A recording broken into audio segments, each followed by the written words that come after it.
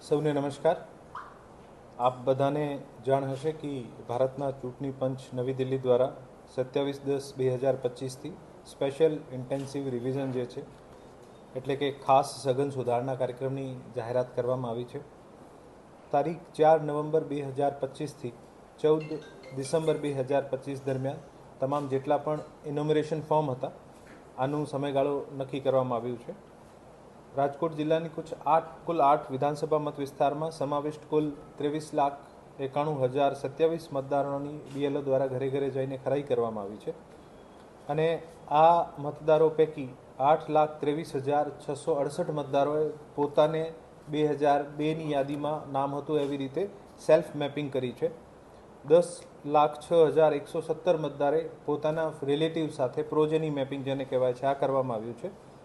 2,25,512 મતદારોનું mapping થયું નથી, મતલબ કે આ 2002ની યાદી અથવા પોતે અથવા પોતાના ફેમિલી રિલેટિવ સાથે આનું પ્રોજેની સાથે મેપિંગ થયું નથી. 89,553 મતદારો જે છે અવસાન પામેલ છે, આનું નામ મતદાર યાદીમાંથી કમી કરવામાં આવ્યું છે. 58,942 મતદારો જે છે એ સ્થળ ઉપર મળી આવ્યા નથી, જેથી તેનું નામ પણ ડ્રાફ્ટ મતદાર યાદીમાંથી કમી કરવામાં આવ્યું છે અને 1,69,135 મતદારો કાયમી સ્થાનાંતરણ થયેલા છે, જેથી આનું નામ પણ ડ્રાફ્ટ યાદીમાંથી કમી કરેલું છે. 10,736 મતદારો ડુપ્લિકેટ હતા, આને કારણે આનું નામ કમી થયું છે અને 7,304 અન્ય મતદારો છે જે બીએલઓ ગમે તેમ રીઝન ઉપર ગયા હશે અને બીએલઓ દ્વારા ના પાડી હશે અથવા સહકાર નહીં આપ્યો હશે અથવા ફોર્મ ફાડી દીધા, અમુક પણ કિસ્સાઓ બન્યા હશે, તો આ તમામના પણ નામ કમી કરવામાં આવે છે. જેથી આ તમામ જેટલા પણ મેપિંગ થયા છે અને જે નામ કમી કરવામાં આવ્યા છે આના પછી જે છે છેલ્લે આજે આ મતદાર યાદી જે છે આ ડ્રાફ્ટ યાદી, કાચી યાદી જેને કહેવાય, આ પ્રસિદ્ધ કરવામાં આવી રહી છે. આ ડ્રાફ્ટ યાદી ઉપર જેટલા પણ નો મેપિંગવાળા છે, જેનું મેપિંગ નહીં થયો, આ તમામને ઈઆરઓ દ્વારા નોટિસ ઇસ્યુ કરવામાં આવશે. નોટિસ ઇસ્યુ કરીને આના જવાબ લેવામાં આવશે. આ લોકોની જ્યાં સુધી પ્રોજેની અથવા પોતાના સેલ્ફ સાથે મેપિંગ થતી હશે તો આ પણ કરાવશે અને પછી એક નિર્ણય ઉપર આવશે કે આ મતદારોની યાદીમાં રાખવાના થાય છે કે નથી. આ સંપૂર્ણ પ્રક્રિયા પારદર્શક રહે, સંપૂર્ણ પ્રક્રિયામાં દરેક સ્ટેક હોલ્ડર્સ શામેલ રહે અને દરેકનો સુઝાવ પણ લેવામાં આવે. આ ઉદ્દેશ્યથી અત્યાર સુધીમાં રાજકીય પક્ષો સાથે કુલ 5 મિટિંગો કરવામાં આવી છે અને દરેક વખતે રાજકીય પક્ષો દ્વારા જે પણ સૂચન કરવામાં આવ્યા છે આ સૂચનોને અનુસરીને આપણી કામગીરીને વધુ ઇઝી અથવા વધુ ફ્રેન્ડલી બનાવવાની કોશિશ કરી છે. આજે 19 ડિસેમ્બર 2025ના દિવસે જે ડ્રાફ્ટ મતદાર યાદી છે, મુસદ્દા મતદાર યાદી છે, આ તમામ 8 વિધાનસભાનો જે છે આની જાહેર કરવામાં આવી છે. આ મતદાર યાદીને આપ કલેક્ટર કચેરી, તમામ મતદાર નોંધણી અધિકારી શ્રી, મામલતદાર કચેરી, મદદનીશ મતદાર નોંધણી અધિકારીની કચેરી અને નિયુક્ત મતદાન મથકો આ તમામ જગ્યા ઉપર જોઈ શકાશે. સાથે સાથે આ મતદાર યાદી જે છે આ સીઓ ગુજરાતની વેબસાઇટ પર ઉપલબ્ધ છે.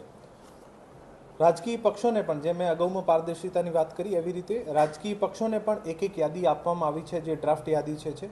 સાથે સાથે જે વ્યક્તિઓના, જે મતદારોના નામ કમી થયા છે, જે એબસેન્ટ હતા, શિફ્ટ હતા અથવા ડેથ થઈ ગઈ હતી, આ તમામની યાદી પણ દરેક રાજકીય પાર્ટીને આપવામાં આવી છે, જેથી આ લોકો આનું નામ ટ્રેસ કરી શકે અને જે લાગતું હોય કે ખરેખર આ શિફ્ટ પરમાનન્ટલી નહીં થયા અથવા આ પ્રક્રિયા દરમિયાન એબસેન્ટ હતા પરંતુ આ અહીંયાના જ વોટર છે તો ફરીથી પોતાનો ફોર્મ રજૂ કરીને નવી જે ફાઇનલ મતદાર યાદી આપણી ફેબ્રુઆરીમાં પબ્લિશ થશે આમાં પોતાનું નામ ઉમેરી શકાશે.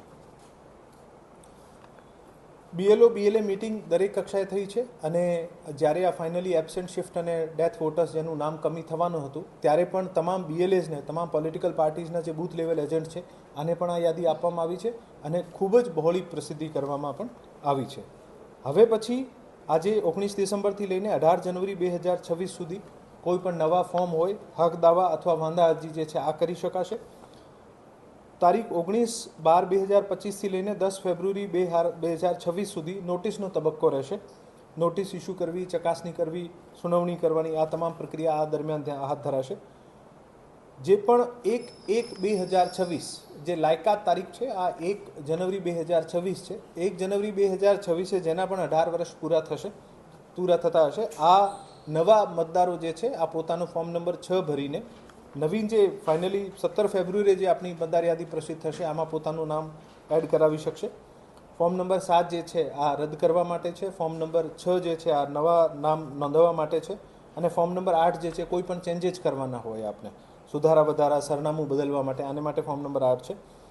આ તમામ પ્રક્રિયા કરીને 10 ફરવરી 2026 સુધી તમામ વાંધા સાંભળીને આનું નિરાકરણ કરીને તારીખ 17 ફેબ્રુઆરી 2026ના દિવસે આપણે ફાઇનલ મતદાર યાદી જે છે આને પ્રસિદ્ધ કરીશું.